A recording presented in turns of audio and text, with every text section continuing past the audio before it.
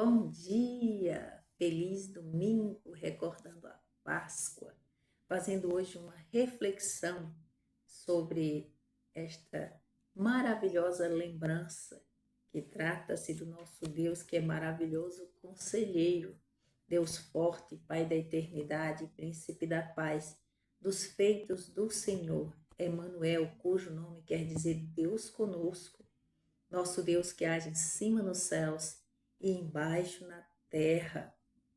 Ele veio visitar-nos na pessoa do seu amado Filho Jesus Cristo e, tendo vindo salvar os trabalhadores da vinha, foi morto e crucificado por mãos de homens que o rejeitaram. E este fato aconteceu por causa do seu amor por nós. Ele se entregou na cruz espontaneamente, deu sua vida para nos salvar. Quando Pedro, desembainhando a espada, cortando a orelha do servo do sumo sacerdote, ouviu do Senhor Yeshua, que é Jesus Cristo: acaso não posso eu rogar ao meu Pai, e ele me mandaria neste momento mais de 12 legiões de anjos? Como se cumpriria as Escrituras, segundo as quais assim deve suceder? Não beberei o cálice que o meu Pai me deu? Vê que amor imenso do Senhor se entregar por nós. Como disse o profeta Isaías, ele foi transpassado pelas nossas transgressões e moído pelas nossas iniquidades. O castigo que nos traz a paz estava sobre ele, e pelas suas pisaduras nós fomos sarados. Louvado seja Deus. Recordar um pouquinho a primeira Páscoa, não é mesmo? A primeira Páscoa celebrada tratava-se da saída dos hebreus, que é o povo da promessa de Deus desde os primórdios da humanidade, lá no Egito. Estes estavam escravos, sofrendo angústias por causa dos maus tratos e da perversidade do faraó. Quem já leu e ouviu a história registrada nas Sagradas Escrituras sabe do desenrolar dos fatos. Deus enviou 10 pragas e a última praga foi a passagem do anjo da morte sobre os egípcios, na terra do Egito. A Páscoa foi ali celebrada pela primeira vez e ficou sendo celebrada até a vinda de Cristo da mesma forma. Os hebreus, instruídos por Deus através de Moisés, imolavam um cordeirinho, passavam o sangue nas vergas e nos umbrais das suas portas, e todos tiveram que ficar reunidos em suas casas e não podiam sair da porta da sua casa até pela manhã. Então, durante toda a noite, os hebreus ficaram reservados dentro das suas habitações, porque naquela noite em que o cordeiro foi imolado, né, e o sangue tinha sido, naquele dia em que o cordeiro foi imolado, o sangue tinha sido passado nas vergas e nos umbrais das portas dos hebreus. Naquela noite, o anjo da morte ia passar sobre a terra do Egito, né, e todo o primogênito dos egípcios morreriam. E essa foi a 10ª praga daqueles acontecimentos. Então, quando o anjo passasse, não tocaria na casa onde estava a presença do sangue do cordeiro, né? O destruidor não podia ferir aqueles em cuja casa tivesse a marca do sangue do cordeiro lá no Egito. Estavam no Egito, mas, no entanto, não faziam parte do povo do Egito. Eram hebreus, eram povo de Deus, era povo separado, e esse povo separado tinha a marca do sangue do cordeiro. Então, já apontava para o Salvador, para a salvação por meio do Cordeiro de Deus, que tira o pecado do mundo. O que de fato aconteceu, morreram os primogênitos lá do Egito, e esta foi a 10ª praga. Faraó liberou o povo em seguida, então o povo de Deus foi liberto da escravidão do Egito, do regime de Faraó. Cristo é o Cordeiro de Deus que tira o pecado do mundo, como disse João Batista: eis o Cordeiro de Deus que tira o pecado do mundo. Quem nele crê não será condenado. O Senhor chama para o arrependimento todo aquele que nele crê.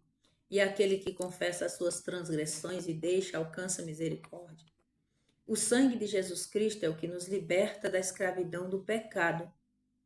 E por isso, ele se entregou por nós, sofreu o castigo que nos traz a paz, sendo obediente até a morte, morte de cruz, para que por ele nós tivéssemos vida e fôssemos reconciliados com o nosso Criador, o Pai do nosso Senhor e Salvador Jesus Cristo e nosso Pai. Pois, como nos revela as Sagradas Escrituras, ele veio para o que era seu. Os seus não receberam, mas a todos quantos o receberam, deu-lhes o poder de serem feitos filhos de Deus, a saber, os que creem no seu nome. Tendo Cristo conquistado por nós a vitória, venceu a morte e ressuscitou ao terceiro dia, tendo sido visto por aqueles soldados que guardavam a porta do túmulo, depois por Maria Madalena, pelos discípulos, inclusive por Tomé, que só creu porque tocou no corpo de Cristo, onde tinham sido feridos nas mãos e no lado do corpo de Cristo, e ouviu do Senhor: Tomé, não seja incrédulo, mas crente, porque me viste e creste, bem-aventurados que não me viram e creram. Nós não vimos ao Senhor, mas nós cremos nele. Louvado seja Deus. Também esteve com Jesus com 2 discípulos no caminho de Emaús, em um dos momentos em que Jesus apareceu aos discípulos, como registrado por Lucas capítulo 24, do 36 ao 43, ele come ali com seus discípulos depois da ressurreição, o que é maravilhoso. Eu vou ler essa passagem convosco. Falavam ainda estas coisas quando Jesus apareceu no meio deles e disse: Paz seja convosco. Eles, porém, surpresos e atemorizados, acreditavam estarem vendo um espírito. Mas ele lhes disse: Por que estáis perturbados? E por que sobe dúvida ao vosso coração? Vede as minhas mãos e os meus pés, que sou eu mesmo. Apalpai e me verificai, porque o espírito não tem carne nem ossos, como vedes que eu tenho. Dizendo isso, mostrou-lhe as mãos e os pés. E por não acreditarem eles ainda por causa da alegria, estando admirados, Jesus lhes disse: Tendes aqui alguma coisa que comer? Então lhes apresentaram um pedaço de peixe assado e um favo de mel, e ele comeu na presença deles. Então Jesus venceu a morte e nos deu a vitória, nos dando a alegria da ressurreição. Quando ele nos faz novas criaturas, em Cristo nós somos ressuscitados. Não estamos mais na região tenebrosa do vale da sombra da morte, mas fomos conduzidos para o reino do Filho do seu amor. Então, todo aquele que tem Cristo no seu coração tem a vida eterna. Você já está lavado pelo sangue do Cordeiro de Deus? Já entregou sua vida completamente para Ele, confessando as suas culpas, pedindo ao Pai perdão em nome de Jesus Cristo pelos seus pecados, porque na verdade todos nós precisamos de arrependimento, todos nós precisamos confessar ao Senhor as nossas transgressões, abandonando-as para que a gente possa ter inteira comunhão com Deus Pai Todo-Poderoso, estar ligado à videira verdadeira, que é Jesus Cristo, Senhor. Se assim você já o fez, louvado seja Deus, você é um filho de Deus, um crente no Cordeiro de Deus, salvo pela graça mediante a fé, feito nova criatura em Cristo, tem seu nome escrito no livro da vida, e um dia, quando formos comparecer à presença do Senhor, ou quando Cristo voltar, que formos nos encontrar com Ele nas nuvens, porque o Senhor voltará e esse acontecimento será maravilhoso, um dia de perplexidade, um dia difícil, e a gente sabe que não será fácil, mas todo aquele que tem Jesus no coração, os anjos recolherão dos 4 cantos da terra seus escolhidos e iremos nos encontrar com o Senhor nos ares. Não sabemos quando esse fato, esse acontecimento se dará, pode ser na nossa geração, pode ser em outra, pode estar muito perto, pode ainda estar um pouco distante, só quem sabe esse dia é o Senhor, mas nós estaremos seguros com Ele, porque Ele foi para o Pai, voltou para o Pai e foi nos preparar lugar. E a vontade de Deus para as nossas vidas é boa, perfeita e agradável. E Ele nos dá a conhecer o que é que Ele quer de nós, para que a gente possa ter vitória contra todo o mal, para que a gente possa ter vitória contra o inimigo das nossas almas, que é o diabo.